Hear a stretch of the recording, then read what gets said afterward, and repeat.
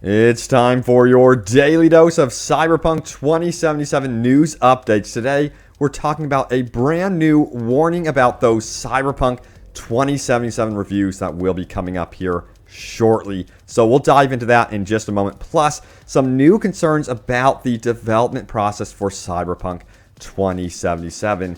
And also, we're going over your top comments and a bunch of other stuff. So remember, leave a comment down below. It could end up right here in a future video. But welcome back, everyone. Overboard Games here. Hope you're doing good. And let's dive straight in, shall we? Check this out. This was posted out by the official Cyberpunk 2077 social media. They post this: always wanted to know how game worlds are created or how we come up with our quests, or maybe there is something else you're wondering about. Ask away in this thread until December 5th and join these two people here on December 9th during Cyber Night to find out. So yes, remember there's going to be a dev Q&A happening on Cyber Night. I'm going to keep you guys updated on that. It's going to be an event, trust me. You're going to want to tune in. I'm going to leave that link in the description below for you all, just in case you want to check it out, of course.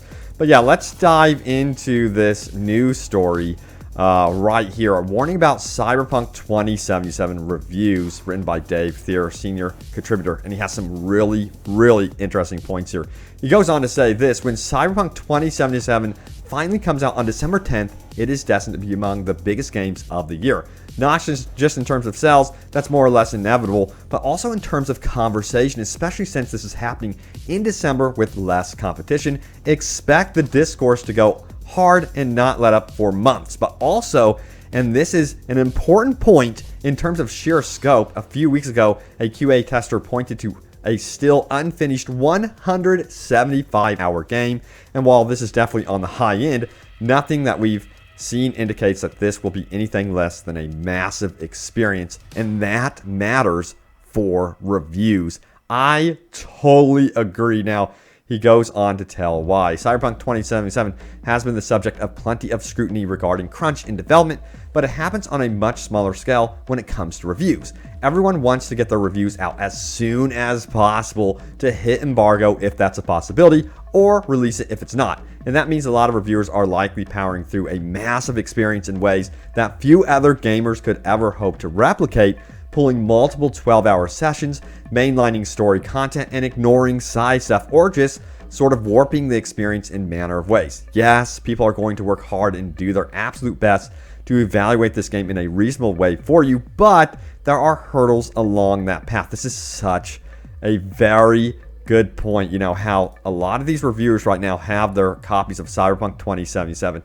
and are like, we got to rush through this to get to that embargo, to get to the release date, so that, you know, people can watch our content. Of course, I don't have a review copy, of course, you know, right now. I'm going to be checking out the game on release day. So I'm going to be right alongside you all, totally hyped and checking that out, but I'm going to keep the coverage up for you all. All right, furthermore, it says this: the most obvious problem is that it just sort of makes your experience of the game worse. If you push past the point where you would have put the game down if it were up to you and play for like 6 more hours, you're gonna have a bad time. But that doesn't necessarily mean the score goes down, because as a reviewer, you know that part of that unpleasantness might be because you're playing the game in an unnatural way, and so you forgive certain sins based on the idea that someone playing this at a more human pace might not experience things in the same way. Furthermore, he says the following: on top of that, Stockholm Syndrome can set in after a little while, forcing you to justify this absurd endeavor by giving the entire experience the benefit of the doubt. The last massive game I slammed through for the purposes of hitting embargo was Red Dead Redemption 2, and I'll be honest, I definitely gave the game a higher score than I should have based on the intensity of the playthrough and writing process warping my experience. I also had a worse time with it, so it's a real lose there. So I find it pretty amazing that he actually admitted to this with Red Dead Redemption 2, and I feel like that was the case with a lot of reviewers with that game in particular, for sure. It's an amazing game, but I don't think Red Dead Redemption 2 is perfect at all. There's things in the reviews that I thought weren't mentioned, should have definitely been mentioned for sure, especially for me, how earlier on in the game they didn't explain that the fast travel system, and horse, how the horse wasn't around for you to actually get your horse a lot of the times. That was so annoying. But yeah, I don't think Red Dead Redemption 2 is perfect, but I love the game still. Moving on. It says this. Again, I cannot speak for every single outlet out there, and I don't know if other reviewers have had more time, but I just finished Assassin's Creed Valhalla in like 65 hours, and that took me like a month. Others might take more or less time to rack up that many hours in a single game, but that feels like a reasonable amount of time to take on a massive game. No game, even one as huge as Cyberpunk 2077, is giving people that amount of time before a review. And he finalizes by saying this. I'm not saying scores will be higher or lower, because these things can affect things in all sorts of ways. But if you're reading a review in the days before or after release, it's important to note that it was most definitely produced under very different circumstances than what a normal playthrough. So keep that in mind. Yes, it's definitely a very interesting situation that a lot of these press outlets get into, in that they're trying to, of course, compete for viewership, and they've got to get the review out no matter what, and that can really skew their opinions. Now, also, you got to remember, there's going to be these live paths here that you see here. There's no way that all these reviewers are going to be able to experience every little bit of Cyberpunk 2077. Now, what we have been seeing from people that are playing the game currently off the streets is that they're loving it so far, and that, of course, the patches are rolling in. There's already been one patch, and there's going to be another one, and it's improving the game greatly. So that's good news. I'm curious to see if people are actually playing a review copy now without the day one patch. Is that going to influence the review? Because that would definitely be strange, and I don't think that's proper to release a review without that day one patch. That's just my opinion. All right, let's keep going and moving on. So there was another interesting article about the development process for Cyberpunk 2077 and concerns about that. Here's the headline. Cyberpunk 2077 has involved months of crunch despite past promises. The practice is evidence of poor management and disregard for the people who make our games. Now, before we get into this article, I'm just going to say my personal opinion at this point is to leave the development team alone.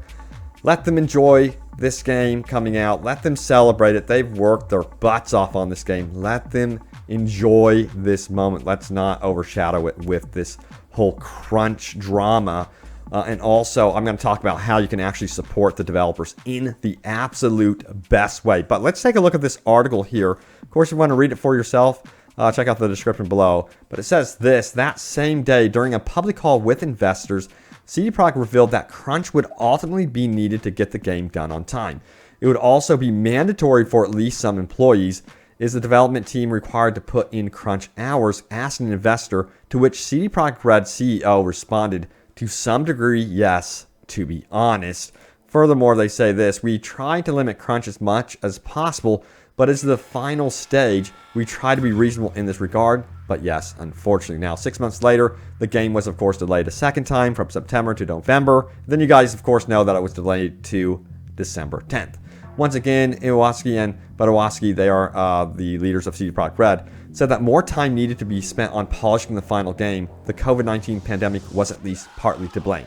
So yeah, that's like the biggest sentence out of this entire article for me, is that this whole COVID-19 is a huge hurdle for the development team, and as a result, there is going to be some sort of crunch, even more so than normally, because of this new, pandemic. It's a whole new thing that the world has to deal with, and I think that there should be a bit more forgiveness in that because of that.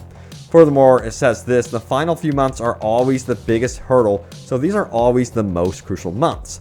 And we know that from our past experience, we've been there a couple of times in the past, and of course, this is the first time we're doing that remotely, so we learn as we go, but that's as much as I can say. So yeah, they're learning a lot of new stuff in the whole process of developing Cyberpunk 2077. That in itself is a lot of pressure, because they are also probably considering, how are we going to develop Witcher 4? How are we going to develop Cyberpunk 2077 multiplayer, Cyberpunk 2? They have to consider this stuff going forward, and also any honestly, any future pandemics, they're going to have to take that into account as well. Because a lot of companies right now are considering that, by the way. But I wanted to talk about one of the best ways you can absolutely support these developers who, of course, have been working their butts off during crunch is this right here. It says Cyberpunk 2077 dev reminds fans that 100% of sales go to the studio if you buy on GOG. You can buy Cyberpunk 2077 at a multitude of stores, but only one pays the developer 100% of sales. Furthermore, it says you can buy the game at a variety of stores, so you might be wondering where to get it. If you're after the PC edition, CD Projekt Red reminded fans that the developer gets 100% of the sales money if you buy from the company's own digital store, of course known as GOG. You know, if you are on PC, definitely check out GOG. I know a lot of people probably want to go with Steam or whatever, but this is going to support the developers big time, so please consider GOG going forward. All right, let's check out your top comments. Remember to leave a comment down below for a chance for it to be featured in a future video. Let's do this. First comment comes from Dumbees, who says, "It's almost like CD Projekt Red knew that what they were doing when they delayed it." And this was a response to the video that I did about how the patches, which are currently releasing pre-release, are improving the game. And yeah, the 21-day delays, the 6-month delay, all these delays are going to be worth it for sure. I feel like CD Projekt Red, considering their pedigree, considering their experience, knows what they are doing. And that kind of excites me. I think this game is going to be a hit. Foxy Dad says, anyone else getting that Christmas feeling you got as a kid as the days get closer to the release date? No, just me? Okay. You're definitely not the only one, man. Yeah, a lot of us are feeling that way. You know, the new Christmas is December 10th. Next up, we have Wolf and Wings, who says the power of day one patches. Absolutely. That's why, again, I'm kind of worried about some of these reviews that we'll be releasing. Aiden33 says, I can't believe people didn't like the length of The Witcher. He's referring to The Witcher 3, of course. He says, I want to spend as much time as possible in the game. I hope a shorter story doesn't mean less content. It seemed like a lot of you were actually concerned about this post here. I'm going to say probably not. Don't be too concerned at all, because I think it's going to be, of course, the side stories, from what I understand, are super in-depth. Like, characters stay around. You can go back to them and develop its own, like, winding story. One game that I thought had really cool side stories, I call them side stories instead of just, like, side missions, because they're full-blown stories, was Ghost of Tsushima. I wish more open-world games would do it like that. Because they were like 7 to 9 part stories, and it kept going. I was like, I want to know what happens at the end. I think that's going to be the same thing with Cyberpunk 2077, but more in depth. All right. We have Matt Hunter 565, who says, Corpo gang, who here is with me by starting Corpo first? Guys, I've decided, excuse me, that I am going to be doing Corpo as well. That's going to be my starting life path for sure.